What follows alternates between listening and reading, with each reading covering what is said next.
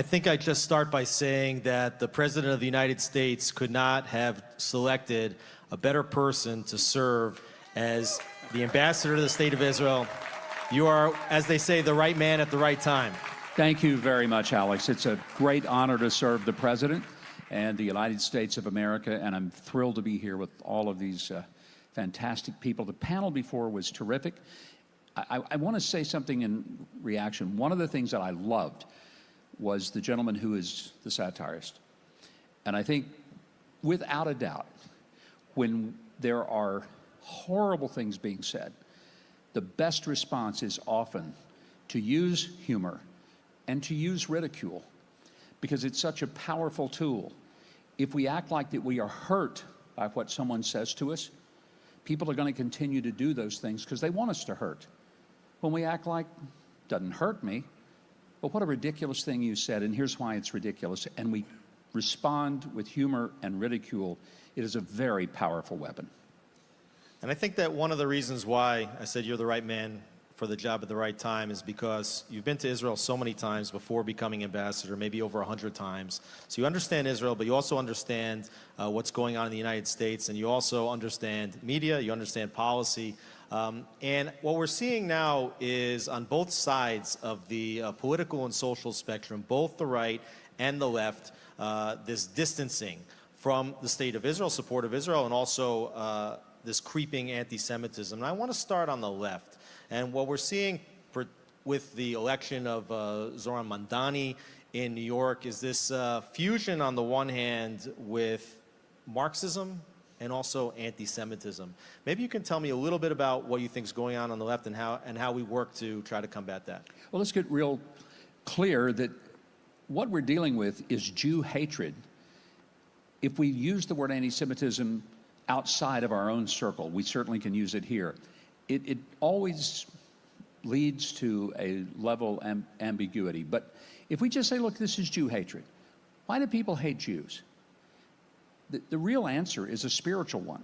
That may be offensive to some people, but when people hate God, they're naturally going to hate people who throughout history, from the time on Mount Moriah right here in this city, have represented the ones that God first spoke to in a very personal and real way and said, you're going to take this message, you're going to create this magnificent land, and through you, the world is going to be blessed. Well, now, if you don't believe there's a God, or you want to believe that you are your own God, or that the environment is your God, you'd rather worship the creation rather than the Creator, if you reject basic spiritual premises because you had rather live in a secular world that denies the very existence of God, then your first target is naturally going to be Jews. Now, what Christians have to understand is the next target is going to be them. And that's why I often try to remind people, like it or not, we are in this together. And I hope that people will come to understand that the root of Jew hatred is, in fact, not political, it is not economic, it is spiritual.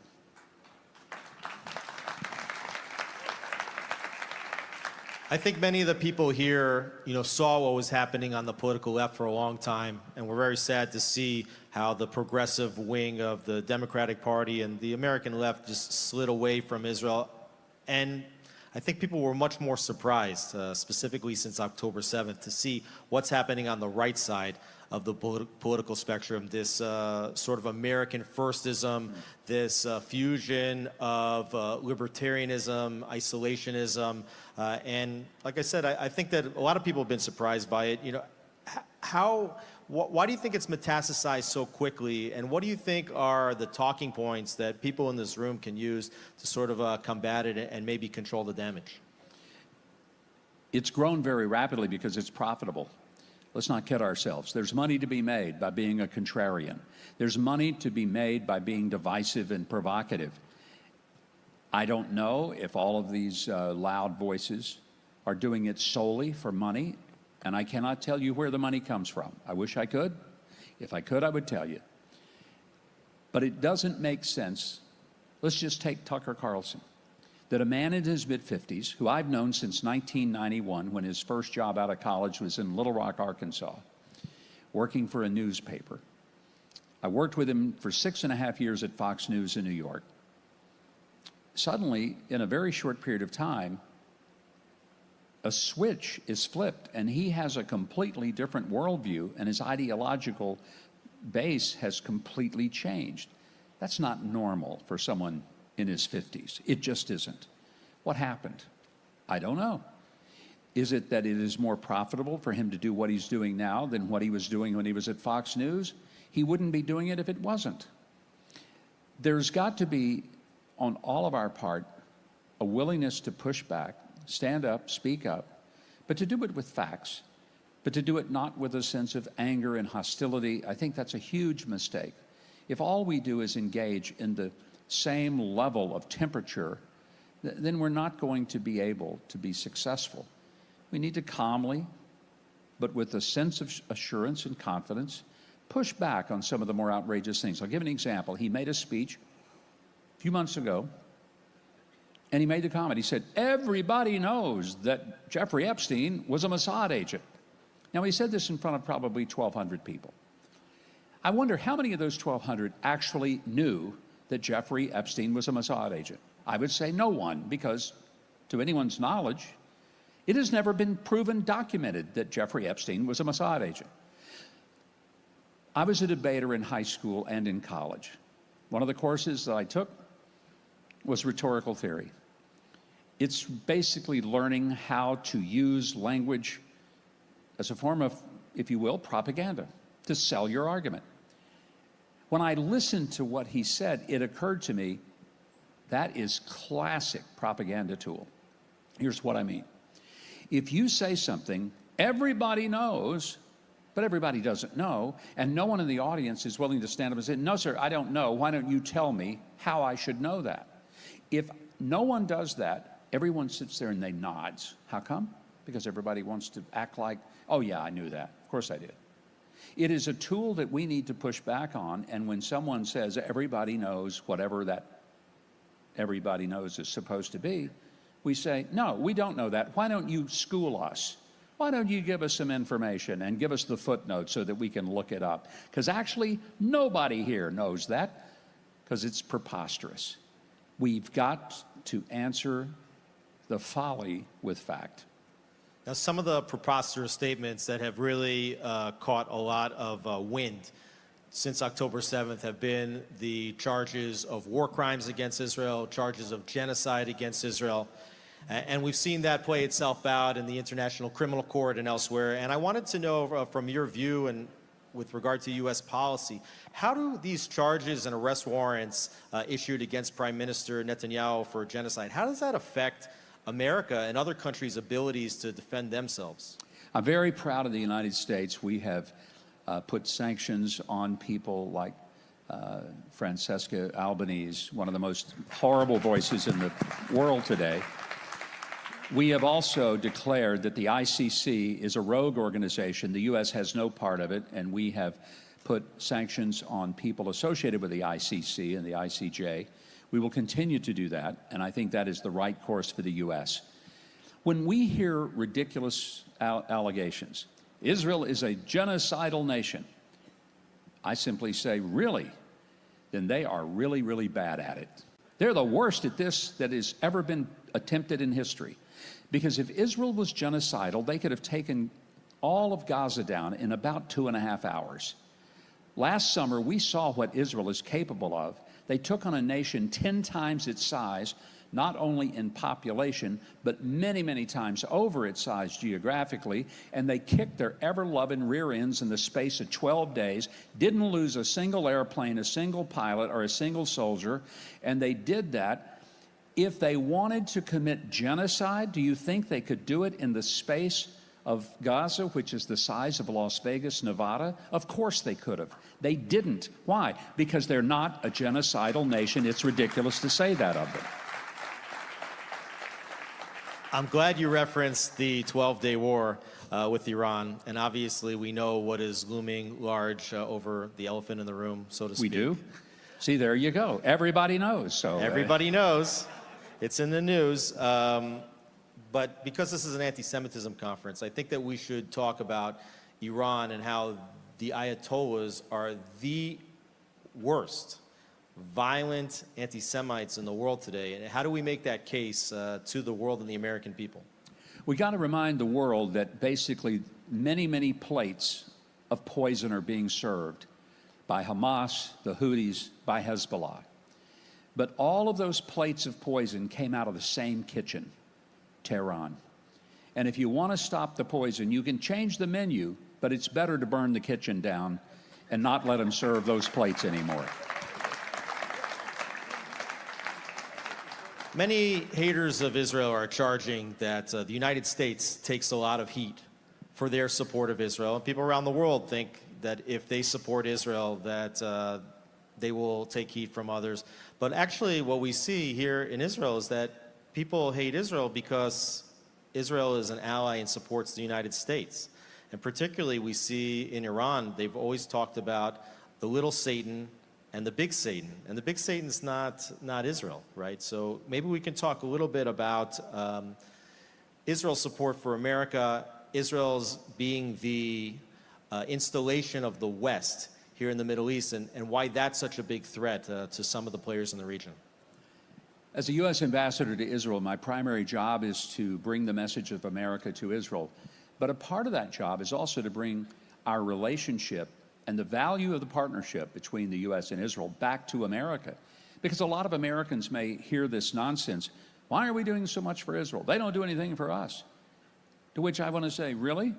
Then maybe you should educate yourself. Do you like your cell phone? If you don't like Israel, get rid of your cell phone. You wouldn't have it without Israel, some of the technology. You like car navigation?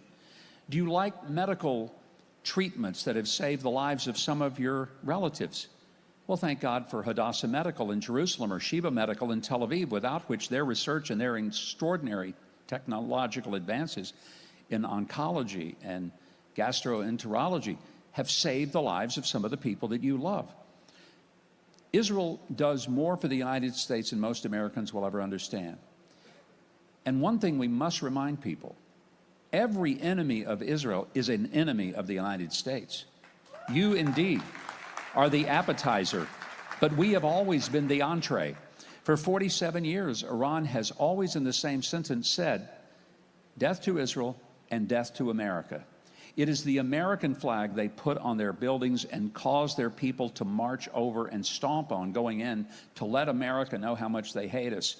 Well, we need to be very clear that our partnership with Israel is to our benefit. Our abandonment of Israel, our acting like we don't want to be a partner to Israel, is to our ever-loving detriment, and it is only opening a door to these crazed people, not the people themselves, but the leadership, the regime of Iran, that for 47 years has taunted, tortured, and done more to sponsor the horrific things that have killed more Americans than any other group on the entire planet.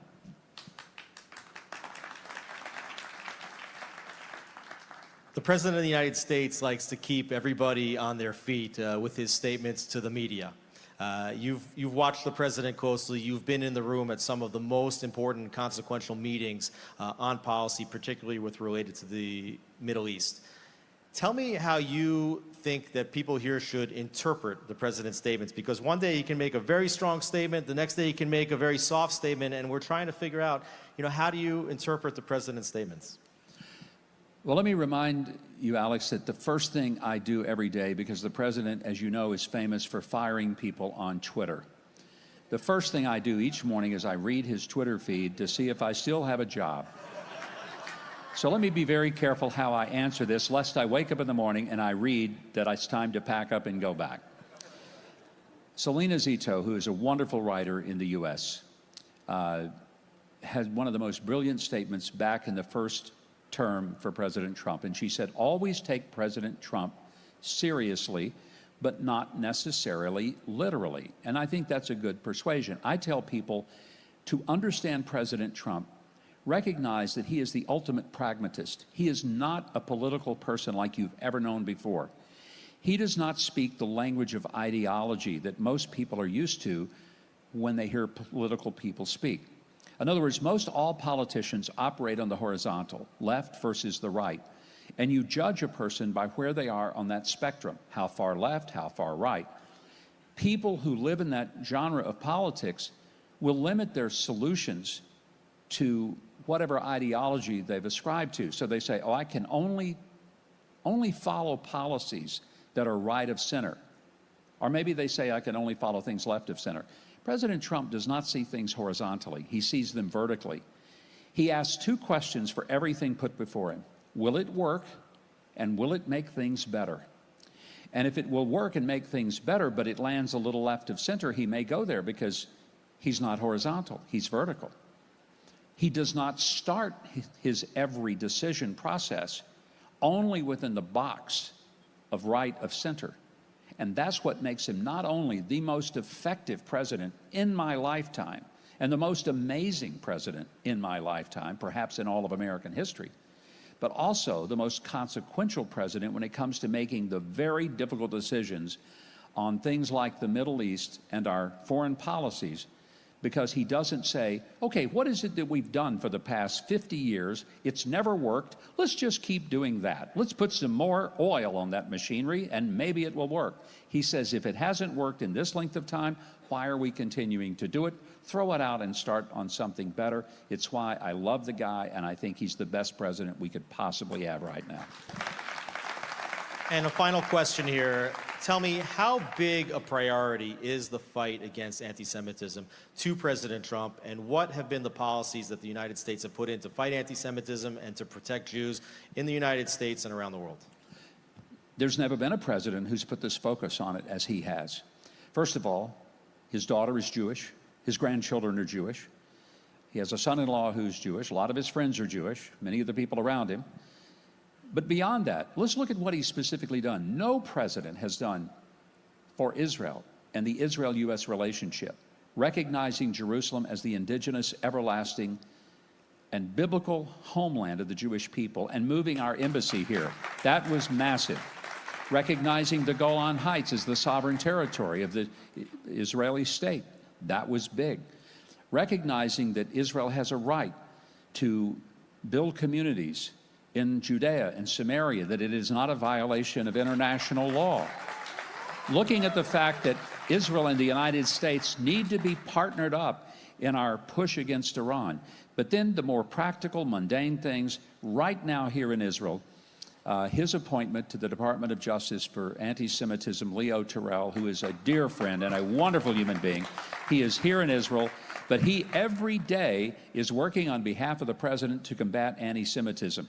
We have Yehuda Kaplan, who is a rabbi who has been now named as the State Department, Senate-confirmed special envoy to combat Semitism. There's never been an administration, ever, Democrat or Republican, doesn't matter, never been an administration that has put so much focus, attention, and official stamp of approval to say, this is not something that we will just look the other way, hope disappears on its own.